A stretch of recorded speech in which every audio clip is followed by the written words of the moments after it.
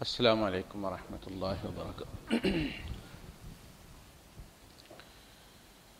ان الحمد للہ نحمده ونستعینه ونستغفره ونؤمن به ونتوکل علیہ ونعوذ باللہ من شرور انفسنا ومن سیئات اعمالنا من يهده الله فلا مضل له ومن يضلل فلن تجد له وليا مرشدا وأشهد أن لا إله إلا الله وحده لا شريك له وأشهد أن سيدنا ومولانا محمدا عبده ورسوله أرسله الله بالحق بشيرا ونذيرا وداعيا إلى الله بإذنه وسراجا منيرا فقد بلغ الرسالة وأدى الأمانة ونصح الأمة وكشف الغمة فترك أمته على المحجة البيضاء ليلها كنهارها لا يزيغ عنها إلا هالك اللهم صل وسلم وبارك عليه وعلى آله وأصحابه وأزواجه وذرياته وأهل بيته أجمعين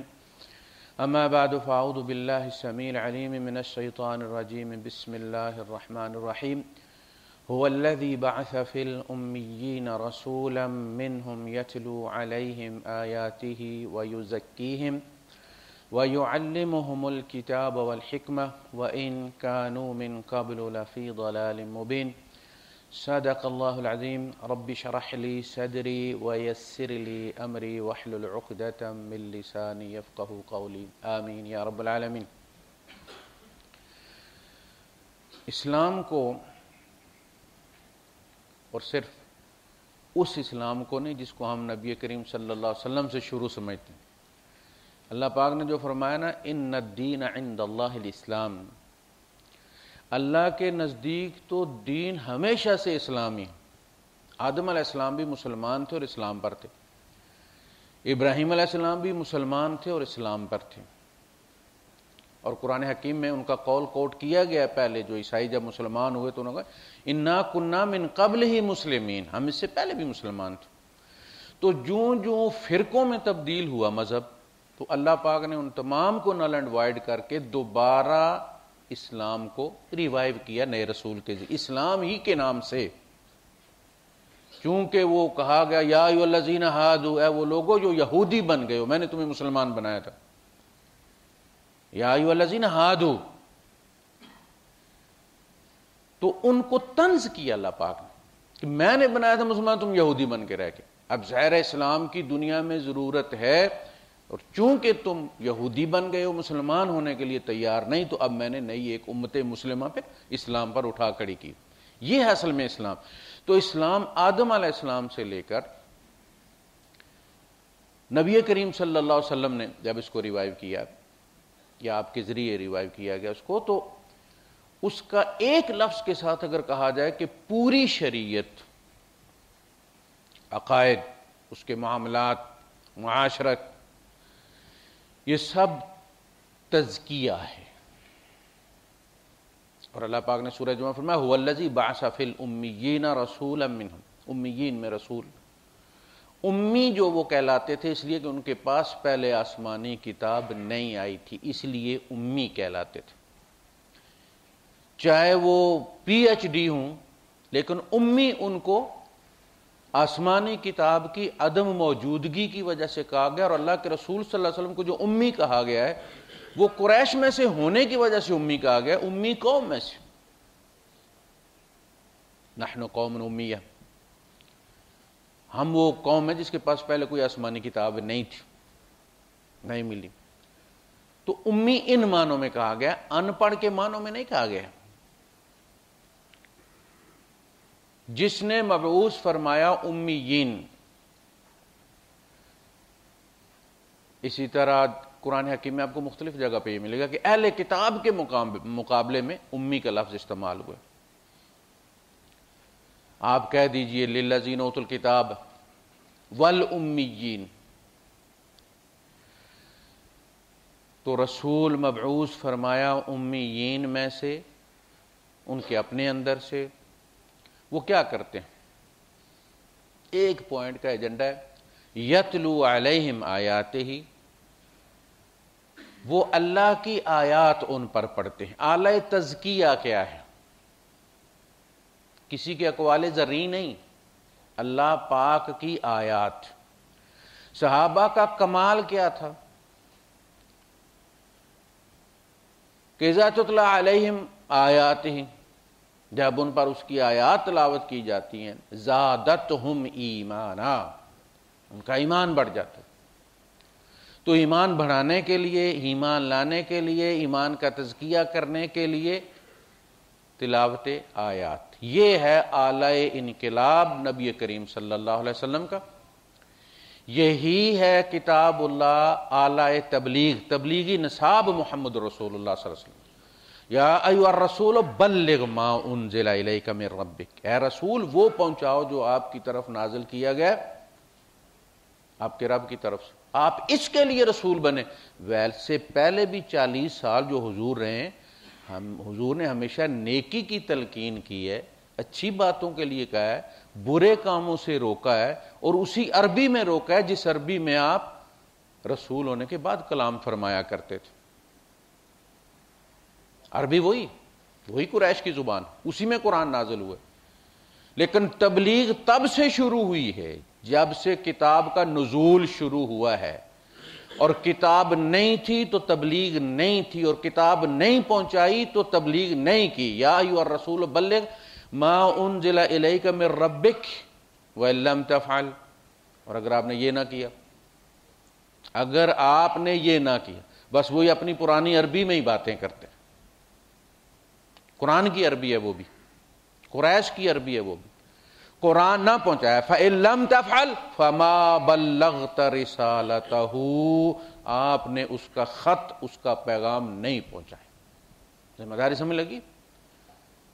ہم آیت جو ہے وہ اپنے یہاں جب بھی جمعہ شروع کرتے ہیں تو آیت پڑھتے ہیں، پہلے تو آیت آدھی پڑھتے ہیں ہم لوگ، اس کے باوجود اس آیت کو پھر ویٹنگ میں ہم لٹکا دیتے ہیں۔ ہمارا 2 گھنٹے کا بھی خطبہ ہو تو وہ آیت پھر زیر بحث نہیں آتی۔ بزرگوں کے اکابر کی کہانیاں ہوتی ہیں، ان کے فضائل ہوتے ہیں، ان کا مقام ہوتا ہے، ان کی تکبیر ہوتی ہے، ان کی بڑائی بیان ہوتی ہے۔ اور دوسری طرف حالت دیکھیں ہم، قرآن کی اہمیت کو سمجھیں ہم، اور جس جگہ اس وقت دینی طبقے نے قرآن حکیم کو رکھا ہوا ہے اس کو بھی سمجھ لیں آپ، اور یہی خواری کی وجہ سے اللہ کے رسول صلی اللہ علیہ وسلم کی چھوٹی چھوٹی باتیں انہوں نے روایت کی، جو ایک شادی زبردستی کی انہوں نے کروائی ہے۔ میں نہیں مانتا کہ اللہ کے رسول صلی اللہ علیہ وسلم کا ایسا اخلاق ہے۔ آپ حجۃ الوداع میں بتا کر آئے تھے کہ میری اور تمہاری ملاقات اب اس میدان عرفات میں کبھی نہیں ہوگی، یہ میرا آخری سال ہے، میں نے اس کے بعد چلے جانا ہے۔ حضور کو اپنی موت کا پتہ تھا، حضور کو یہ بھی پتا تھا کہ میرے بعد فاطمہ آئے گی، اور حضور کو یہ بھی پتا تھا کہ میرے بعد میری ازواج میں سے کون مرے گی پہلے۔ ہم نے کہا تم میں سے لمبے ہاتھ والی میرے پیچھے آئے گی، اور ازواج مطہرات ایک دوسرے کے اوپر ہاتھ رکھ کے تو دیکھا کرتی تھی کس کا ہاتھ لمبا اور کون پہلے جائے گی، اور جب جانے والی گئی تو پتہ چلا کہ لمبے ہاتھ سے مراد خیرات زیادہ کرنے والی تھی، ام المساکین، جو خود بھوکی تھی، روزہ رکھا ہوا افطاری کا کچھ نہیں تھا، اور ہزاروں لوٹا دیتی تھی۔ تو حضور بتا کر آئے تھے، اے لوگوں میری بات غور سے سنو، میں نے پھر تمہارے ساتھ اس میدان میں کبھی اکٹھا نہیں ہونا، پتا تھا۔ اس کے بعد جب آپ حضور تشریف لائے تو ظاہر ہے کہ آپ نے ہنگامی انتظامات کرنے تھے، معاملات کو سمیٹنا تھا، نہ کہ شادیوں پر زور رکھنا تھا۔ شادی کیسے کرائی؟ حضور کا جو ہے وہ حضور کی مجلس میں کسی خوبصورت عورت کا ذکر کیا گیا عرب کی، تو حضور نے کہا اپنے صحابی سے کہ آپ بندہ بھیج دو، اس کو منگوا لو۔ ایسے شادیاں ہوتی ہیں، وہ منگوائی گئی، ایک خاتون کے باغ میں رکھی گئی، حضور وہاں تشریف لے گئے۔ اس عورت نے، آپ نے جا کے اسے کہا کہ حبیلی نفسک، اب آپ میرے حوالے کر دو۔ اس نے کہا کہ کوئی ملکہ کسی بازاری آدمی کے حوالے، سوکا، اس نے کہا اب یہ اس کی تعویل کرتے نہیں، سوکا اس کو کہتے ہیں، سوکا اس کو کہتے ہیں۔ نبی کو عام آدمی بھی کہو نا، لے مین کہہ دو، تو یہ بھی ان کی انسلٹ۔ حضرت حمزہ کو اس کی اجازت نہیں کہ وہ حضور کو بھتیجا کہیں، وَاعْلَمُوا أَنَّ فِيكُمْ رَسُولَ اللَّهِ، حضور کا سب سے بڑا ٹائٹل اللہ کا رسول ہے، یہ جان لو وہ تمہارے بھتیجے بھی ہیں، تمہارے داماد بھی ہیں، لیکن یہ جان لو کہ تمہارے اندر اللہ کے رسول ہیں، لہذا وہ بھی کہتے ہیں یا رسول اللہ، حضرت عباس بھی کہتے ہیں یا رسول اللہ۔ نبی کو لے مین بھی کہہ دو، تم عام آدمی بھی کہہ دو، جو مرضی ہے تعویل کر لو، لیکن اس نے سوقا کہا کہ کوئی ملکہ بازاری آدمی کے حوالے اپنے آپ کو کرتی ہے، اس کے باوجود حضور باز نہیں آئے، وہ ہاتھ بڑھایا اس کو کنسول کرنے کے لیے، ٹھنڈا کرنے کے لیے، تو اس نے کہا اعوذ باللہ منک، میں اللہ کی پناہ چاہتی ہوں تجھ سے۔ ایسے شادیاں ہوتی، حضور نے کیسے کپڑا کا جوڑا دے کے فارغ کرو۔ اس قسم کی شادیاں۔ اچھا، یہ جو آپس میں ڈائلاگ ہوا میاں بیوی کا، اللہ کے رسول کا اور ان کی ان نامعلوم زوجہ کا، جس کا نام ہی کسی کو نہیں پتا، پہلے کہاں سے کہانی شروع کرتے ہیں، فلاں کے باغ میں اتارا گیا، پھر جس کے باغ میں اتارا گیا ہے وہی عورت بیوی بنا دی گئی۔ دیکھیں، وہی بیوی بنا دی گئی، اور وہی اسی کے بارے میں کہتے ہیں کہ اس کو پتہ نہیں تھا یہ اللہ کے رسول ہیں، اس لیے اس نے اللہ کی پناہ مانگی تھی، اور مدینے میں رہنے والی، حضور کے پیچھے نمازیں پڑھنے والی مسلمان ہی نہیں ہوئی تھی ابھی، اسے پتہ ہی نہیں تھا یہ اللہ کے رسول ہیں۔ یہ تضاد ہے ہمارا، ہم ہندوؤں کی کتابوں میں تضاد ڈھونڈتے ہیں، ذاکر نائک صاحب، اپنے یہاں دیکھیں تماشا۔ یعنی جب ہم کوٹ کرنے پہ آئے تو حضور کے اجلے عروسی کی بات، بھائی اندر کوئی مائک تو لگا ہوا نہیں تھا نا، یا تو حضور نے بتایا ہوگا، اور حضور نے اس شخص پر جو بیوی کے گھریلو معاملات باہر ڈسکس کرتا ہے، کتے سے مثال دی ہے جو چوک میں اپنی مادہ سے جفتی کر لیتا، حضور تو نہیں بتا سکتے تھے۔ پھر کہاں سے آواز آئی ہے باہر؟ کیا باہر والے نبی کی کان لگا کے سن رہے تھے نبی کیا باتیں کر رہے؟ یہ بھی عزت کی بات ہے، یہ بھی ایمان کی بات ہے۔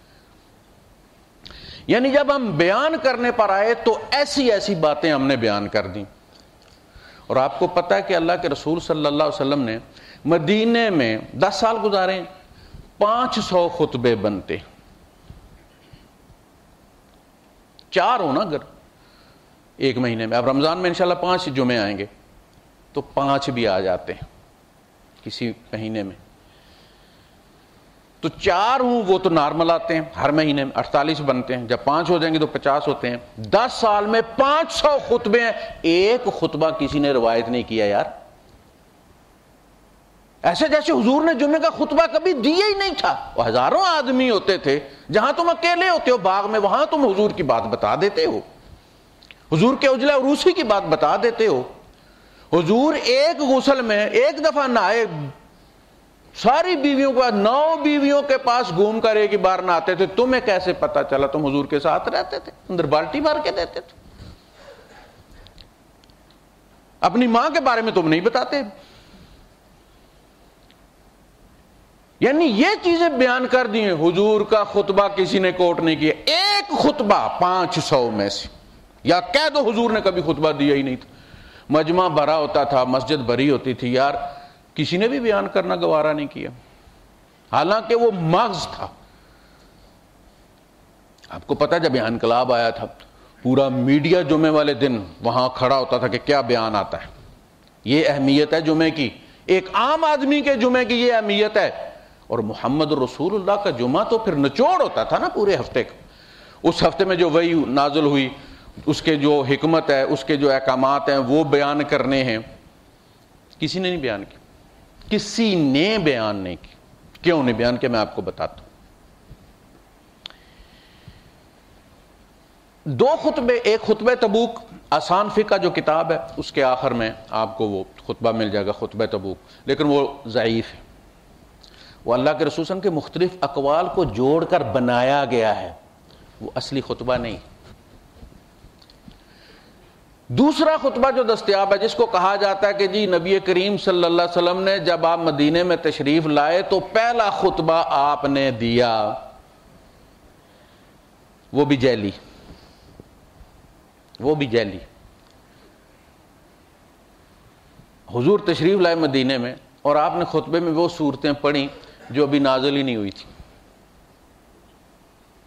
سورہ احزاب، غزوہ احزاب کے بعد نازل ہوئی، سورہ آل عمران اس کے بعد نازل ہوئی، اسی طرح ایک اور سورت ہے وہ بھی بعد میں نازل ہوئی، سورہ حج بعد میں نازل ہوئی، تو حضور نے کیسے پڑھ دی وہ آیتیں؟ تم یہ کہنا چاہتے کہ حضور خود آیت بنایا کرتے تھے بعد میں اس کو قرآن میں شامل کر دیا کرتے تھے؟ اتنا بھی نہیں سوچا، اس لیے کہتے ہیں جھوٹ کے پاؤں نہیں ہوتے۔ 500 میں سے ایک خطبہ کسی نے روایت نہیں کیا جو کرنے کا کام تھا کہ حضور نے یہ کہا۔ یہ کیوں نہیں کیا؟ اس لیے کہ حضور ہمیشہ جمعے میں قرآن پڑھا کرتے تھے، خطبے میں حضور خطبے میں قرآن پڑھا کرتے تھے، اسی کی تبلیغ کا حکم تھا۔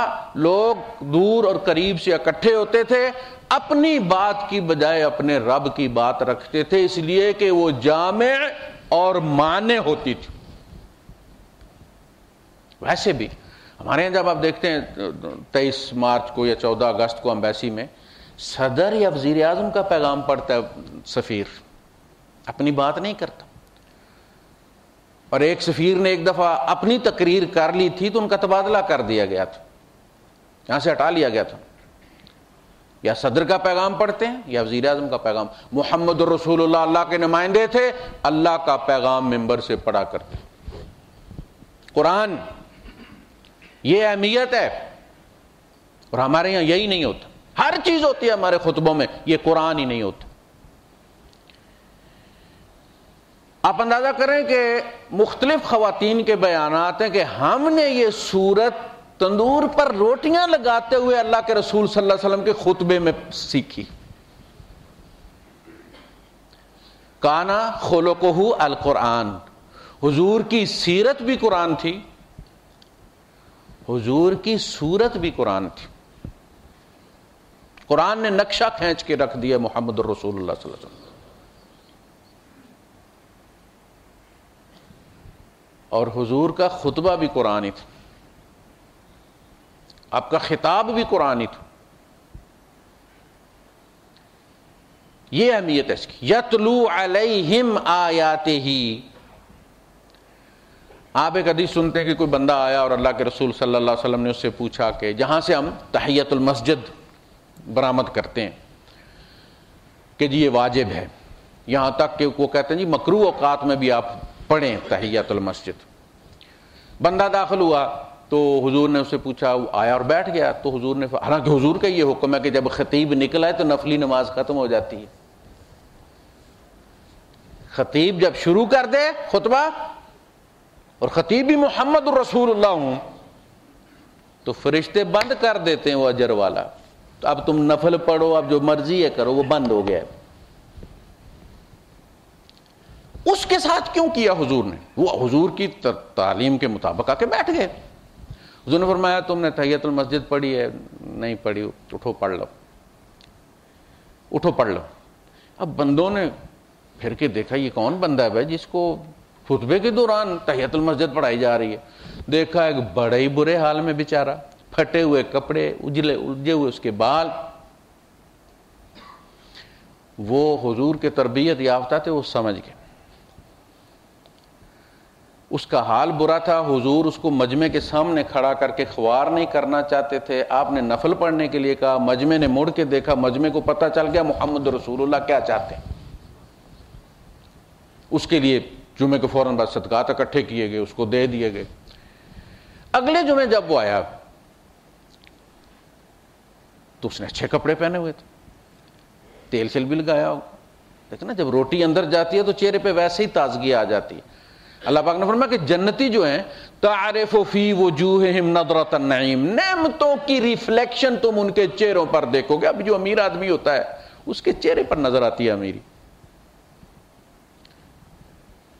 تو پھر وہی منظر ہوا، وہ آ کے بیٹھ گیا، لیکن اسے نہیں یاد رہا تھا کہ پچھلے جمعے کو ابھی تو مجھے حضور نے کہا تھا پڑھنے کے لیے تحیت المسجد۔ وہ اگلے جمعے بھول گیا بیچارہ، تو ہم 1400 سال والے مسلمانوں کا کیا حال ہوگا؟ حضور کی تعلیم یہی تھی کہ خطیب خطبہ دے رہا، بیٹھ جاؤ۔ وہ آ کے پھر بیٹھ گیا اسی تعلیم کے مطابق۔ حضور نے پھر اسے اٹھایا، میں پڑھے نفل نہیں پڑھے، پھر اٹھو پڑھو۔ میں نے پھر گھوم کے دیکھا، تو جب آپ اپنا پیسہ لگتا ہوا دیکھتے ہیں نا، اس کا اثر دیکھتے ہیں، تو آپ کے کلیجے کو ٹھنڈک بھی ہوتی ہے، اطمینان بھی حاصل ہوتا ہے آپ کو آپ کسی مریض کے لیے پیسے دیتے ہیں، وہ مریض جب آپ کو صحت مند گھر میں نظر آتا ہے تو آپ کو پتہ چلتا ہے کہ جی اجر تو اپنی جگہ ہے لیکن بندہ بھی بچ گیا. بھائی دبے اگر وہ مر بھی جاتا تو بھی آپ کو اجر مل جانا تھا. لیکن ابراہیم علیہ السلام نے کہا تھا وَلَٰكِن لِيَطْمَئِنَّ قَلْبِي، کہا اللہ تو بندے کیسے زندہ کرتا ہے، تو مردے کیسے زندہ کرتا ہے؟ قَالَ وَلَمْ تُؤْمِن، کیوں ایمان نہیں ہے کہ میں زندہ کرتا ہوں؟ قَالَ بَلَىٰ، ایمان تو ہے، وَلَٰكِن لِيَطْمَئِنَّ قَلْبِي، ذرا دل دیکھنا چاہتا ہے میرا یار کیسے زندہ کرتا. کیپٹن شکیل صاحب پہلے یہاں ایئر فورس میں ہوتے تھے، پھر یہاں بدلی کر کے وہ ایئر ایشیا میں چلے گئے یا شاہین میں چلے گئے. تو میں نے ان سے کہا کہ ملاقات ہو گئی، میرے سامنے بھی رہے قرآن میں. تو کہنے لگے کہ وہ آؤ میں تمہیں دکھاتا ہوں قاری صاحب، میں دکھاتا ہوں آپ کو کیسے اس کو فلائی کرتا ہوں. میں نے کہا جی مجھے پتہ ہے آپ پائلٹ ہیں، آپ ہی فلائی کرتے ہیں اسے. کہنے لگے نہیں، وَلَٰكِن لِيَطْمَئِنَّ قَلْبِي، حافظ تھے. کہنا دیکھ کے جو آپ کو مزہ آئے گا نا اس کی الگ چیز. تو جب آپ دیکھتے ہیں کہ مریض چل رہا ہے تو آپ کے دل کو، میں نے ایک جان بچا لی میرے تھوڑے سے پیسوں نے، یہ کیفیت ہوتی. حضور یہی ان پہ کرنا چاہیے، اس لیے کہ وہ بیچارے دیتے رہتے تھے، اپنا پیٹ کاٹ کے دیتے تھے. آپ نے کہا اٹھو پڑھو، آپ مجمع نے گھوم کے دیکھا ہوئے ماشاءاللہ بڑے اچھے حال ہیں. دل کو اطمینان ہوا کہ ہمارے تھوڑی سی مدد نے بندے کو پاؤں پر کھڑا. ایک واقعہ پورا بس، یہ وجہ تھی اس کی. امام ابو حنیفہ بیان کر، نہیں وہ کوئی حکم نہیں، حکم وہی ہے کہ امام خطبہ دے رہا ہے بیٹھ جاؤ سنو. فاستمعوا له، اللہ نے کہا سارے کام چھوڑ کے آؤ. کیوں؟ فاسعوا الى ذکر اللہ، وہ جو اللہ کا ذکر ہو رہا ہے نا ممبر سے رسول کر رہے ہیں اس کو جا کے سنو، اس کی طرف دوڑو. ٹھیک ہے. تو یتلو علیہم آیاتہ ویزکیہم، اللہ کی آیات تلاوت کرتے ہیں ان پر اور ان کا تزکیہ کرتے ہیں.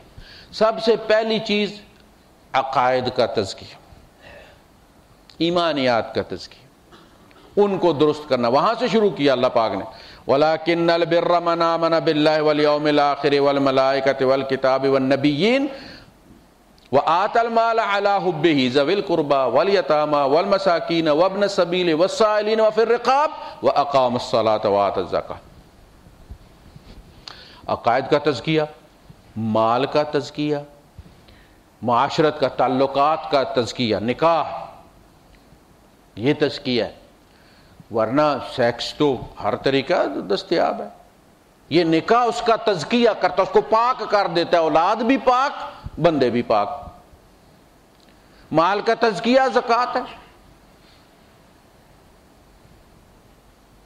اسی طرح اخلاقیات کا تزکیہ، بری چیزیں چھوڑ دو. کیوں چھوڑ دو؟ آپ دیکھیں اخلاقیات کی ساری بنیاد ہی قانون سازی پہ نہیں ہے، اللہ کے تقوی پہ ہے کہ اللہ کو پسند نہیں، اللہ کو پسند. آپ دیکھیں کہا کہ جی صدقہ حضور نے کہا کہ دیتے رہا کرو، یہ آگ کو بجھاتا ہے، مصائب کو دور کرتا ہے. تو نے کہا کہ اللہ کے رسول ہمارے پاس ہوتا ہی کتنا ہے. آپ نے فرمایا سبحان اللہ صدقہ ہے، الحمدللہ صدقہ ہے، اللہ اکبر صدقہ ہے، رستے سے پتھر اٹھا دینا صدقہ ہے، آپ نے مسلمان بھائی سے مسکرا کر ملنا صدقہ ہے. صدقہ ہے. اب ایک بندہ کسی کے گھر جاتا ہے، اس سے مسکرا کر نہیں ملا تو تھانے جا کے رپٹ نہیں لکھوا سکتا کہ میں گیا جی اور یہ دیکھیں حضور کی حدیث اور وہ مجھے مسکرا کر نہیں ملا. اس کی بنیاد قانون پر نہیں ہے. اسی طرح گھریلو معاملات کی بنیاد بھی قانون پر نہیں، اخلاق پر ہے.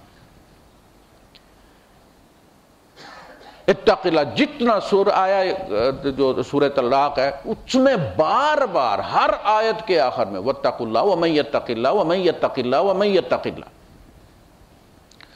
اللہ کا تقوی گھر بساتا ہے، بے عیب کوئی بھی نہیں. مرد میں بھی ڈھیر سارے عیب، عورت میں بھی ہوتے. کمپرومائز کرنا ہے. تم اس کی غلطیوں کو، خامیوں کو برداشت کرنا سیکھو، وہ تمہاری خامیوں کو برداشت کرنا سیکھے. اگر تم چاہتے ہو کہ کوئی ایسی خاتون ملے کہ جس میں کوئی عیب نہ ہو تو یہ ممکن ہے، اس زمین پر تو ممکن نہیں ہے، جنت میں دیکھی جائے گی. اور اگر عورت یہ چاہتی ہے کہ کوئی ایسا آئیڈیل ہو، اس لیے کہ آئیڈیلز ہمیشہ بے عیب ہوتے ہیں، لیکن آئیڈیل یہاں تک کہ مذاہب میں بھی آئیڈیل کوئی نہیں ہوتا. مذہب آئیڈیل بیان کرتا ہے لیکن 2% لوگ بھی جو ہے وہ آئیڈیل پہ نہیں چلتے. ہم آئیڈیل مسلمان نہیں ہیں، اگرچہ ہماری شکل و صورت آپ کو 100% نظر آئے گی کہ ہاں یہ باشرہ بندہ ہے، لیکن جب بولتا ہے تو آپ کو پتہ چل جاتا ہے. پڑوسیوں سے جا کر پوچھے، پتہ چل جائے گا آپ. ٹھیک، تو یہ تزکیہ. پچھلے جمعے کو جہاں بات رکی تھی بڑا نازک جگہ تھی کہ قرآن حکیم نے سکھایا نہیں، اللہ کے رسول صلی اللہ علیہ وسلم نے سکھایا نہیں. نماز نہیں سکھائی کہ ایک بندے کو کھڑا کیا ہو اور اسے کہا کہ اس طرح کھڑے ہو جاؤ، ٹانگیں جوڑو، اتنا فاصلہ رکھو. حضور، ہر بندی کی ہائٹ اپنی ہے، اس کا کھڑا ہونے کا سٹائل جینیٹیکل ہے. ہر بندہ چلتا بھی پیو کی چال ہے اور کھڑا بھی اسی طرح ہوتا ہے. کھڑا ہونے کا سٹائل اس کا، کسی کا پاؤں چھوٹا ہوتا ہے، تھوڑا اوپر نیچے ہوتے ہیں، کوئی ایک پاؤں آگے رکھ کے کھڑا ہوتا ہے. کھڑے ہوتے ہوئے بندے الگ الگ، ان کو شریعت کس طرح یہ اکٹھا کر سکتی ہے کہ تم جناب علی اتنا بڑا ڈرم بنے ہوئے تو بھی تم نے 4 انگل جگہ رکھنی ہے ٹانگوں کے درمیان، بندہ مارنا ہے. جتنا وہ چوڑا ہوگا وہ پاؤں چوڑے رکھ کے کھڑا ہوگا، تبھی کھڑا رہے گا. اپنی باڈی کے مطابق مناسب اور فطری کھڑا ہونا، کھڑا ہو نماز میں. نہ ٹانگیں اتنی چوڑی کر لو کہ پتہ چلے بندہ پیدائشی چوڑی ٹانگوں کے ساتھ ہوا ہے.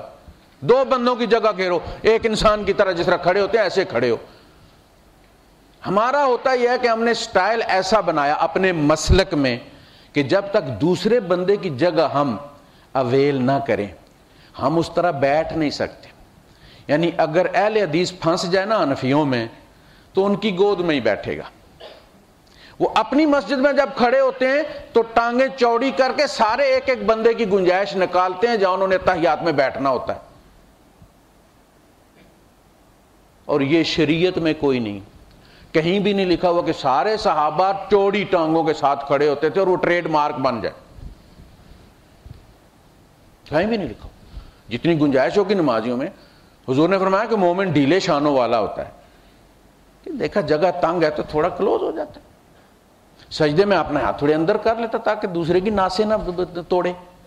لیکن ہم نے سیمنٹ ڈالا ہوا ایسے کر کے کسی کو لگتی ہے تو لگے میرا فوٹا قائم ہونا چاہیے. یہ مسالک ہے. شریعت نام ہے فطرت کا. جس طرح تم نارمل کھڑے ہوتے ہو نماز میں اس طرح نارمل کھڑے ہو. اور تم ٹانگیں چوڑی کرتے ہو نیچے سے سوزوکی گزر جاتی ہے، شیطان ادھر سے نہیں گزر سکتا. یہ شیطان کو روکنے کا طریقہ ہے. جب تمہارے شانے جڑ گئے نا، اب دیکھیں ٹانگیں شانوں کے اندر ہیں یا باہر ہیں؟ تم انہیں چوڑا کر کے شانوں سے باہر نکالتے ہو، اور یہ اللہ کی تخلیق کو تبدیل کرنے والی بات ہے. یہ اندر لگی ہیں، شانے باہر ہیں، شانے جڑ گئے، مومن جڑ گئے، ختم ہوگی بات. نیچے جو کہا گیا نا کرو، پاؤں کے ساتھ پاؤں ملاؤ، پاؤں کے ساتھ پاؤں، ٹخنا ہے ہی اندر ہے، ٹخنا مل کیسے سکتا ہے؟ وہ نیچے پاؤں کے ساتھ پاؤں سے ملاؤ کہ آگے پیچھے نہ ہو، اس کو ملاؤ، وہ خیال رکھو. تو نماز حضور نے نہیں سکھائی. آدھا گھنٹہ لگتا تھا. اگر ان چیزوں کی کوئی اہمیت ہوتی حضور ایک، میں نے کہا نا کہ تبلیغی جماعت والے سے روزے میں جماعت نماز سکھا دیتے. کھڑے ہو، ہاتھ یہاں رکھو، پکڑ کے امیر رکھتا ہے کہ یہاں رکھو، ناف کے اوپر رکھو، فلاں جگہ رکھو، اور نماز بندہ سے. حضور اس طرح کر دیتے، امت میں اختلاف ہی کوئی نہ ہوتا. آدھا گھنٹہ دے دیتے. یار نماز کی اتنی اہمیت نہیں تھی. کیوں نہیں دی؟ اس لیے کہ عرب نماز پڑھتے آ رہے تھے، انہیں پتا تھا نماز کیا ہے. ہمارے فہم میں یہ نا کہ معراج شریف میں نازل ہوئی اور پہلے 5-7 سال مسلمان بغیر نماز کے رہے. ایسی بات نہیں ہے. معراج ہوئی حضرت خدیجہ رضی اللہ تعالیٰ عنہ کی وفات کے بعد، اسی سال میں. جب کہ ثابت ہے کہ حضرت خدیجہ رضی اللہ تعالیٰ عنہ حضور کے پیچھے نماز پڑھا کرتی تھی، حضرت علی اور حضرت خدیجہ رضی اللہ تعالیٰ عنہ. تو نماز تھی نا پہلے. ابو ذر غفاری رضی اللہ عنہ فرماتے ہیں میں مسلمان ہونے سے 3 سال پہلے سے نماز پڑھ رہا تھا. کہا کس کی؟ کہا اللہ کی. ابراہیم علیہ السلام کے انہوں نے کہا رب اجعلنی مقیم الصلاۃ. اسماعیل علیہ السلام کی تعریف اللہ کرتا ہے، کان یأمر اہلہ بالصلاۃ والزکاۃ وکان عند ربہ مرضیہ. وہ اللہ کے یہاں بڑا، اللہ کو بہت خوش کرنے والا، اللہ بہت خوش تھا ان پر. وہ اپنے گھر والوں کو نماز کا اور زکوٰۃ کا حکم دیتے تھے. تو یہ بنو اسماعیل تھے، نماز ان میں سے ختم نہیں ہو گئی تھی، نماز مکے والے بھی پڑھتے تھے. اقام الصلاۃ یا اقیم الصلاۃ کا مطلب ہے کہ نماز تو اسی طرح جاری. دیکھیں دین جب آ رہا تھا اس میں جو بدعات تھی ان کو دور کیا جا رہا تھا، تو کہا کہ نماز کو جاری رکھو. اقیم الصلاۃ کا مطلب اس کو قائم رکھو، اس کو ایز اٹ از رہنے دو. اور نماز کے اوقات شروع سے ہی، یار سورج بعد میں تو نہیں نا اس نے تبدیل کیا آنا جانا، یہ اس کا شروق، اس کا چڑھنا، پھر اس کا زوال، پھر اس کا غروب ہونا، پھر اندھیرا ہونا، پھر صبح ہونا، یہ شروع سے ہے نا. نماز کے اوقات ہمیشہ یہی رہے، یہود میں اب بھی یہی، اب بھی یہی. وہ جو قرآن میں مختلف کہا کہ فاصبر لحکم ربک فاصبر علی ما یقولون وسبح بحمد ربک قبل طلوع الشمس وقبل غروبها ومن آناء الليل فسبح واطراف النهار لعلک ترضی. 5 نمازیں اسی وقت میں. تو اس لیے نہیں بتایا کہ وہ پڑھ رہے تھے، انہیں پتا تھا. جس نے آ کے جلدی جلدی پڑھی تھی، ایسا نہیں کہ اس نے رکوع سکپ کیا تھا یا سجدہ سکپ کیا تھا یا اس نے قوما سکپ کیا تھا، جلدی ٹکرے مار رہا تھا. حضور بار بار اسے کہہ رہے تھے صلی فانک لم تصلی، جا نماز پڑھ، تو نے نماز نہیں پڑھی. اس نے کہا کہ اللہ کے رسول، اللہ کی قسم میں اس سے اچھی نماز نہیں پڑھ سکتا، مجھ سے کہیں. پھر آپ نے اسے کہا کہ ایسے کر ثم مطمئن، ایسے کر ثم مطمئن، اور اطمینان اطمینان اطمینان کے ساتھ، بس اطمینان سکھایا اسے. یہ نہیں کہا کہ ہاتھ یہاں تک اٹھا. سب سے تفصیلی جو حدیث ہے نا وہ مسیح الصلاح کی ہے. بری نماز پڑھنے والا، یہ اس کی ہیڈنگ ہے. اس میں حضور نے یہ نہیں کہا کہ ہاتھ اٹھا اور یہاں تک اٹھا جہاں تک گوشت ہے، انگوٹھا یہاں ہونا چاہیے اور یہ انگلی شہادت کی کانوں کے اوپر ہونی چاہیے، اور پھر اس کو لا کے سینے پہ بار. سینے کا لفظ ذخیرہ حدیث میں کہیں نہیں ہے. سینے کا لفظ ذخیرہ حدیث میں صحیح ستہ میں نہیں ہے، غلط کوٹ کرتے ہیں. حجر ابن وائل یا وائل ابن حجر رضی اللہ تعالیٰ عنہ یمنی لڑکے ہیں. ہمارے محدثین نے ان سے جا کے پوچھا ہے کہ حضور نماز کیسے پڑھتے تھے. ابو بکر صدیق سے کسی نے نہیں پوچھا، ان سے کوئی روایت نہیں کی نماز کی. عمر فاروق سے نہیں کی، عثمان غنی سے نہیں کی. وہ بچہ ان کو بتاتا ہے کہ میں گیا جب حضور کے پیچھے نماز پڑھی تو حضور ہاتھ یہاں تک اٹھایا کرتے تھے. اس نے نہیں کہا کہ سینے پر باندھا کرتے تھے. اگلی بار جب میں گیا، یہ دوسری بار نماز پڑھی، یعنی وہ جب آئے تو بچے تھے، اور بچے اس طرح تھے کہ وہ دیکھ رہے تھے کہ کون کیا کر رہا ہے. اس بچے سے نماز لی. یہ حدیث کی نماز ہے. سنت کی جو نماز ہے نا، جس کے بارے میں کہا صلو کما رأیتمونی اصلی، اس طرح پڑھو جس طرح مجھے پڑھتے دیکھتے ہو. یہ اس طرح پڑھو جس طرح مجھے پڑھتے دیکھتے ہو. وہ حضور گن کے کہتے تو یہاں کھڑا ہو، آگے آؤ، یہاں کھڑے ہو، گن کے اپنے پیچھے ابو بکر، عمر، عثمان اور عبداللہ ابن مسعود کو کھڑا کرتے تھے. ان سے سیکھنا ہے زمانے نے، اور ان کے ذریعے جو چلیے دیکھ کر، جو بچہ باپ کو دیکھ کر پڑھتا ہے، یہ سنت کی نماز ہے. وآخر دعوانا الحمدللہ رب العالمین.